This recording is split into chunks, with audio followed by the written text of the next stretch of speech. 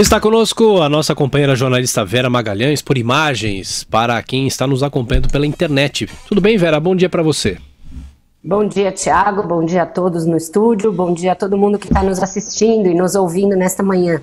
Ô Vera, ainda a novela do sítio do Lula, mas que ele disse que não é dele, as declarações da Odebrecht, as delações, tornam ainda mais inverossímil a versão de que o ex-presidente Lula não é o proprietário do sítio em Atibaia. Que consequências isso pode trazer para ele, hein, Vera?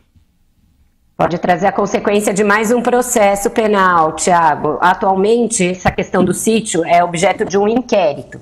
Ainda não virou processo, mas esse inquérito está na fase final. E realmente os depoimentos da Odebrecht complicam bastante essa versão de que o sítio, na verdade, era só frequentado pelo Lula, mas, na verdade, seria propriedade dos sócios do filho dele. Por quê?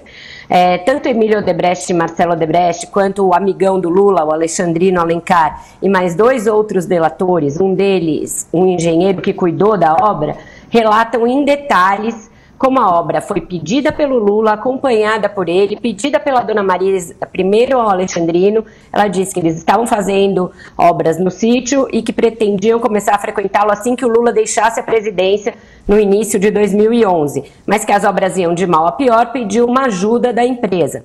E o Emílio Odebrecht, dentro do Palácio do Planalto, se reuniu com Lula e disse que as obras iam de vento em popa e que elas seriam entregues naquele prazo curto que o então presidente Lula deu, que era até o fim do ano, para que ele pudesse levar para lá as suas tranqueiras, como ele chama ali, as coisas que ele levou da presidência, seus vinhos. Uma das coisas que foram feitas pela Odebrecht no sítio foi a construção da adega. Além disso, uma edícula com 4 suítes, além da casa principal, também a casa dos seguranças, né, dos seguranças que acompanham o presidente. Foi uma obra bastante grande que consumiu R$1 milhão e o engenheiro narrou aos procuradores que comprou um cofre para colocar os 500 mil em espécie, ou seja, tem bastante coisa, muitos elementos. O Alexandrino chegou a entregar ali um organograma de tudo que a empresa fez para o Lula. Está ficando muito insustentável essa versão, Thiago. Ô Vera, e ontem, inclusive, no programa de jornalismo da TV, o SBT Brasil, chegamos a apresentar uma prova apresentada pela OAS de que seria a dona do triplex. Quer dizer, nos dois fatos Lula nega. Isso é uma jogada política ou tem um viés político aí? Ou é para valer nos processos? Joseval, esse é outro processo. O triplex já é um processo e está em fase bastante adiantada. Ontem a defesa do Lula apresentou um documento, que é esse a que você está se referindo, que é da recuperação judicial da OAS, em que o apartamento do Guarujá ainda aparece como propriedade da empreiteira.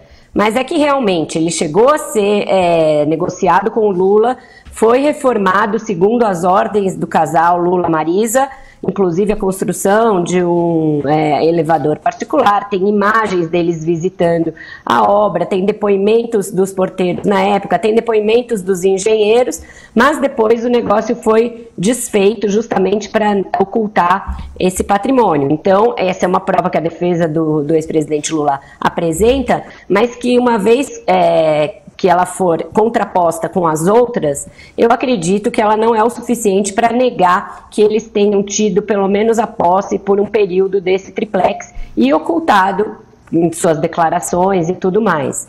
Vai se complicando bastante a situação também nesse fronte, principalmente porque a OAS agora vai voltar a fazer a delação, o Léo Pinheiro e outros funcionários da OAS. Ô Vera, só pra gente fechar, o ex-presidente Lula estará diante do juiz Sérgio Moro no começo de maio, e eu pergunto para você, é possível que depois desse depoimento o desfecho da ação seja acelerado, hein, Vera? Eu acho que a ação em que ele é réu juntamente com o ex-ministro Antônio Palocci é a que está mais adiantada, Thiago. Essa deve andar rápido e deve ter uma sentença mais rápida. As demais ainda vão seguir por um tempo, mas o fato é que esse confronto Lula-Moro vai ser muito importante para a gente ver o tom em que ele vai para essa audiência. A gente tem acompanhado aí todas as chicanas que a defesa do Lula tem apresentado, tentativas de adiar o desfecho das ações, mas vai ser a primeira vez que eles vão estar frente a frente. Vamos ver se o Lula vai ter coragem de ser diante do Moro tão bravateiro e se dizer vítima e acusar o juiz de perseguição, ou se vai adotar um tom mais pianinho, né? Eu acho que esses casos caminham, sim, para um desfecho e esse do sítio deve virar uma ação em breve. Ele deve ser denunciado e depois o juiz Sérgio Moro deve acolher a denúncia e torná-lo réu em mais uma ação, dessa vez pelo sítio.